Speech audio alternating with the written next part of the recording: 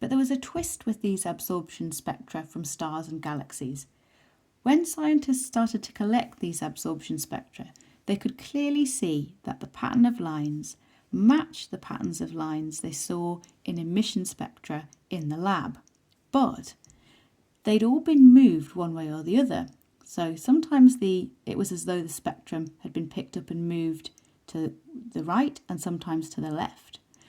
When the spectrum had been moved so that all the wavelengths were longer than they ought to be, this was called redshifted. And when they'd been moved so that all the wavelengths were shorter than they ought to be, it was called blue shifted. In this video, we're just looking at the following situation. When scientists looked at certain galaxies, they would find that the light from one side of the galaxy was redshifted and the light from the other side was blue shifted. And what that told them is that the galaxy was spinning, and it even allowed them to work out how quickly the galaxy was spinning.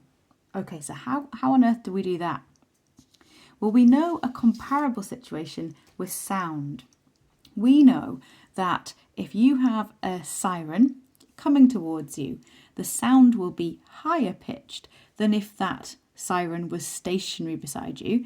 And if the siren is moving away from you, you're going to hear a lower pitched sound than if it was just parked beside you.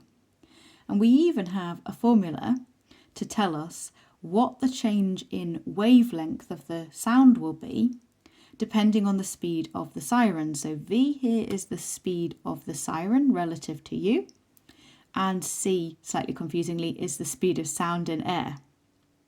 And this will tell you, so you can use this to work out what's the sound you're going to hear as it drives towards you or away from you.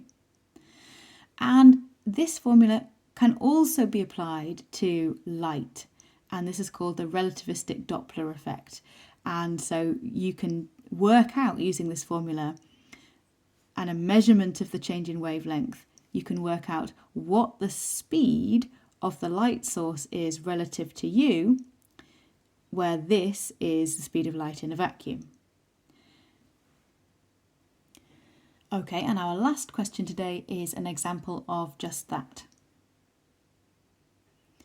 Okay, so we're looking at the outermost stars here.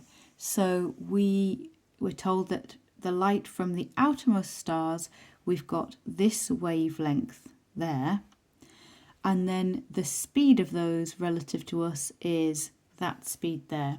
And then the speed of light, of course, is 3 times 10 to the 8. And so putting all of those numbers into our formula, we get this as the change in wavelength, and don't forget to convert back into nanometers at the end there.